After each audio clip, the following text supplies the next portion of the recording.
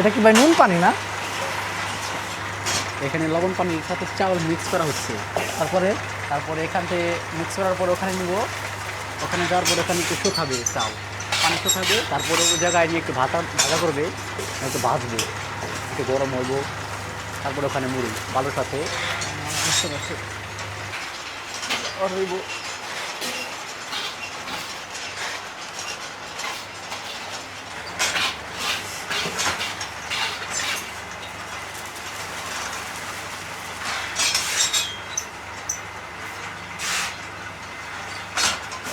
চাউল দিচ্ছে আর হয়ে যাবে।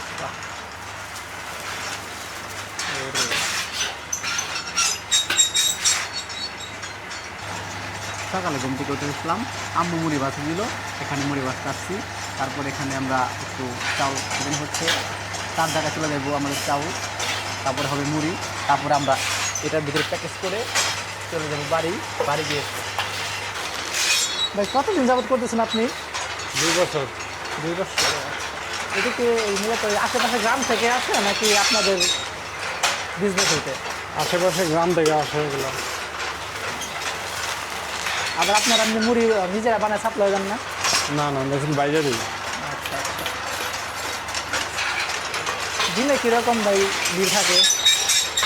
এই থাকে মোটামুটি ভালো, একদিন কম একদিন বেশি, 5 মন 7 মন।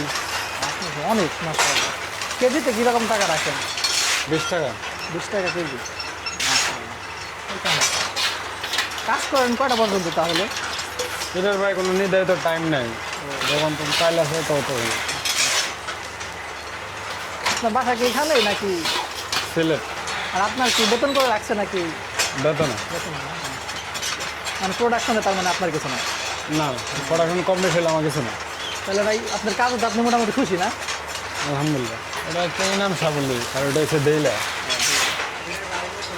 শীতের দিনে একটু আরাম, গরমের দিন তো কষ্ট হয়ে যায়। যে তাপ এখানে 5 কেজি ভাজতে কত সময় লাগলো? 10 থেকে 15 মিনিট। আর তো খুব একটা সময় লাগে না এরকম। ভালো চালিয়ে আরও কম সময় লাগতো, 7-8 মিনিট। এই চাউলটা কি চাউল মূলত? এটা ওই যে সরকারি কন্ট্রোলের চাল। এখানে কি শুধু চালই ভাজা হয় না আরো কিছু ভাজা যায়?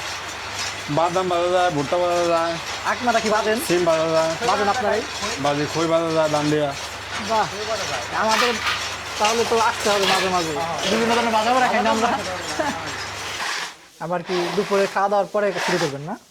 আজকে পর্যন্ত। আজকে পর্যন্তই? চাউল নাই তার জন্য এটা একবার বন্ধ হলে আর চালাবো না। যে পর্যন্ত চাউল আসতে থাকবো, আজকে যদি চাউল দিয়ে দেন কালকে দিবেন।